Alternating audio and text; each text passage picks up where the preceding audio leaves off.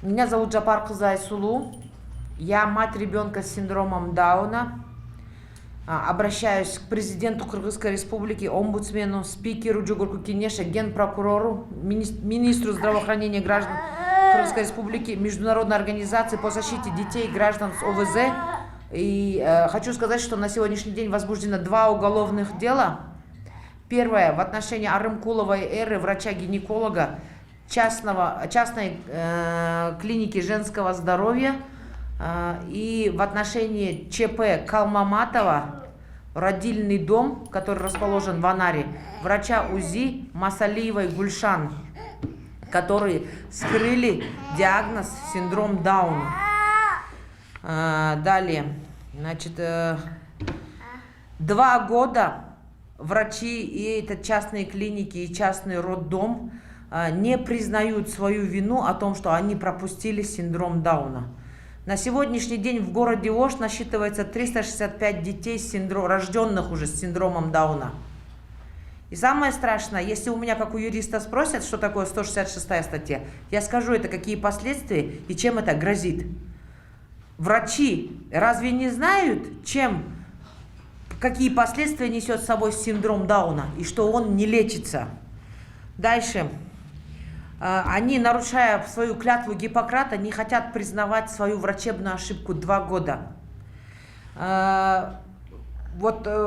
Синдром Дауна, дискриминируя по признаку инвалидности ребенка, 2 года силовые структуры, милиция, СНБ, суды, горсуд, облсуд не хотят признавать права и защиту прав ребенка, малолетнего ребенка с ОВЗ, с синдромом Дауна. Они борются с ребенком, нанимают себе адвокатов, Карабаеву Айфакын, который во весь горсуд кричит, оскорбляет честь и достоинство моего ребенка с ОВЗ, дискриминируя по признаку его заболевания синдрома Дауна.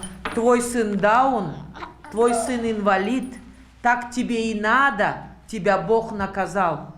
Какое имеет право представитель по доверенности Масалиевой Гульшан, врача УЗИ ЧП Калмаматова, родильного дома, оскорблять меня, мои материнские чувства и моего сына? На каком основании? Мне скажите, есть ли такой закон, который дискриминирует права инвалидов, граждан с ОВЗ? Нету такого закона. 2 года они оскорбляют, унижают мою честь и достоинство, угрожают мне. По первому судебному иску меня заперли в Волжском городском суде в подвале, незаконно удерживая, нарушая мое право на свободу и справедливое судебное разбирательство, которое идет конституционным законом. Это мое конституционное право. О возмещении морального вреда я подала иск в сумме 36 миллионов в отношении родильного дома ЧП Калмаматова, врача УЗИ Масалиевой Гульшан, Арымкулова Эры, частной клиники женского здоровья «Вера». В связи с тем, по 2-му разу я подала еще раз 11 ноября 2019 года в суд первой инстанции, который наложил арест на родильный дом ЧП Калмаматова в обеспечении исковых требований. Завтра состоится судебное заседание в Волжском областном суде в 9:30. Но из коллегии, гражданской коллегии, судья Авазов в пятницу вызывал меня по телефону через своего секретаря и говорил: хотите ли вы поменять этот залог на обеспечение иска? Знаете ли вы, есть ли у них какое-либо другое имущество? Тем самым показывая свою заинтересованность. Он судья Волжского областного суда коллегии. Они принимают решение коллегиально. Зачем он меня вызывает? Зачем он у меня спрашивает, что у них есть, а что у них нету? По закону они, как ответчики по делу ЧП Калмаматова, родильный дом, Масалиева Гульшан и Арымкулова Эра, клиника женского здоровья, обязаны написать заявление о замене своего залога в обеспечении иска. По закону. Они должны это сами написать. Они, судья, заинтересованы, приглашают меня в облсуд перед судебным заседанием и мне предлагают чуть ли не сделку, что ли? Я что-то не поняла.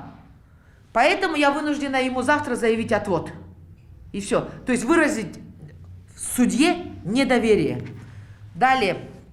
По первой инстанции судья Абсатарова Гульзат дала приказание судебным приставам Ожского городского суда, чтобы меня затолкали и более 3 часов продержали в подвале Ожского городского суда. Там ее и этот пристав спускался, все спускались, все видели, что меня там незаконно удерживали. По данному факту возбуждено уголовное дело. Год оно простояло в милиции, просто так простояло они. Деньги дают, везде разводят. А Рымкуловой Эры, врача-гинеколога частной клиники Вера, оперативный сотрудник, который везде деньги дает, платит, разводит. То есть разводит коррупцию. 2 года. Это очень коррумпированное дело. А потом они мне угрожали в подвале Ожского городского суда, чтобы я забрала свои исковые требования. По приказу судьи, находясь в сговоре с мужем вот этой Арымкуловой Эры, врача, который является оперативником финансовой полиции, а ответчиком по делу проходит Арымкулова Эра. И где бы она меня не встретила на улице, она везде мне показывает факт, ее средний палец, и говорит: у меня с мужем все схвачено. У меня с мужем все схвачено. Холуна мне гельди. Что ты смогла сделать? Поэтому на сегодняшний день появилось в интернете еще одно видео. Значит, депутат партии СДПК говорит в парламенте, дает указание замминистру по следствию МВД в отношении Джапар Кызы Айсулу, адвоката, принять меры. Чара görперiniz, она говорит.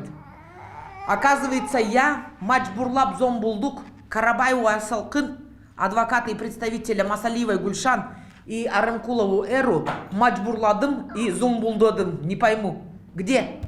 Я защищаю права и законные интересы своего ребенка. На сегодняшний день в Кыргызстане этот вопрос остро должен стоять. Потому что я была в Бишкеке у врача-генетика лаборатории Банецкого. Она показала журнал. Каждый месяц 30, 40, 50, 60 детей, уже рожденных с Дауна, приходят на консультацию и на проверку анализов. Говорят, что в Кыргызстане лечение, да, бесплатное. Ничего бесплатного нет. Чтоб его до такого состояния довести, мне пришлось тибетскую медицину использовать и очень дорогостоящие препараты. Но синдром Дауна не лечится. Мы только можем социализировать этих детей. А жениться они не могут, детей иметь не могут, школ, садиков для них нету. Мы не в Европе живем, не в Америке. На сегодняшний день в Кыргызстане остро стоит вопрос о правах граждан и детей с ОВЗ. И суды, прокуратура, СНБ, УВД, которые говорят, что Алишев там на меня обижается или его жена. А вы знаете, он назначил экспертизу, взяв у них деньги, и эта экспертиза уже 2 года идет. 2 года длится экспертиза. 6 раз дело отменяли, закрывали, 7 раз возбуждали. Через Генеральную прокуратуру пришло в МРУ. Далее. Этот Алишев самый коррумпированный следователь, который работает в УВД. Сейчас его сняли с работы, и слава Аллаху. Дальше. Ведет в СНБ в отношении судебных приставов Ожского городского суда следствие. Следствие то начинается, то заканчивается, то начинается, то заканчивается. Не пойму. А где процессуальные нормы, которые должны работать? Дальше. Значит, следователь, вот мне сегодня звонил, с 15 июля ведет дело. А всего 2 года дело ведется. Что они там расследуют 2 года, не пойму. Тоже непонятно. Дальше. Я во 2-й раз обратилась в Ожский городской суд о возмещении вреда за некачественное оказание платных медицинских услуг. И был наложен арест. А мне уже суд предлагает сделку. Хотите поменять арест? И говорит: вы знаете, я вам хотел помочь. Я вам хотел помочь. Якобы ввести вас в заблуждение. Суд первой инстанции неправильно наносит арест. Неправильно выносит постановление. Тем самым уже себя выдал свою заинтересованность. Правильно? А вот эти все документы и так далее и тому подобное вот подают мои же коллеги. Вы, мои коллеги, адвокаты, боретесь с ребенком с ОВЗ 2 года. Скажите спасибо моему ребенку и матери, которая подает такие иски, что они благодаря нам зарабатывают деньги в виде гонораров и взяток. Да? А нужно же быть хоть чуть-чуть чистоплотнее. Если бы я не написала, они бы разве получили? Кто-нибудь бы их разве нанимал бы на работу? Никто бы их не нанимал. Социальный вопрос, который касается не только меня. Здоровье касается всей страны, здоровья всей нации. А когда Карабаева весь горсуд кричала: твой сын даун, твой сын инвалид, так тебе и надо, тебя Бог наказал. Это разве касается моего возмещения морального вреда? А вы подавали на нее? Конечно. На каком основании она оскорбляет публично моего сына и меня, и мои материнские чувства? А это касается не только меня, это касается всех матерей, у которых дети инвалиды. Это касается всех инвалидов страны. Это касается всех людей с ограниченными возможностями. Это же аморально так себя вести. Дальше. Меня преследуют, оказывают на мне психическое и физическое давление, наносят мне и моему сыну моральные страдания. Муж врача Арымкуловой Эры здесь со всеми договаривается и разводит это дело уже 2 года. И куда бы я ни написала, и зачем бы я ни написала, и генпрокурору, Министерство здравоохранения 4 раза написала. Все время приходят отписки: да, ваш вопрос рассмотрен и так далее, и тому подобное, и т.т. Но ничего не принято. В отношении Виталия Липова Марата тоже писала, и в Генеральную прокуратуру. Да, они отписываются, потому что он разводит, отмазывается. Дальше. Про врача-генетика я сказала. В соответствии со статьей 26 Закона о правах инвалидов и людей с ОВЗ, есть прекрасный закон у нас. АЗР. В целях профилактики и предупреждения инвалидности государства в соответствии с утвержденным планом действий Всемирной организации здравоохранения по реализации европейской стратегии борьбы с неинфекционными заболеваниями должно принимать меры по улучшению качества жизни людей и раннего диагностирования заболеваний, то есть раннего диагностирования синдрома Дауна. Когда Масалеева Гульшан написала вот это УЗИ, в котором она ничего не пишет, она пишет только ТВП-3. В норме ТВП 1,7, 2,5 максимум. Когда уже выходит 3, это уже звоночек для любого врача сказать: вы должны сдать биохимический скрининг плода.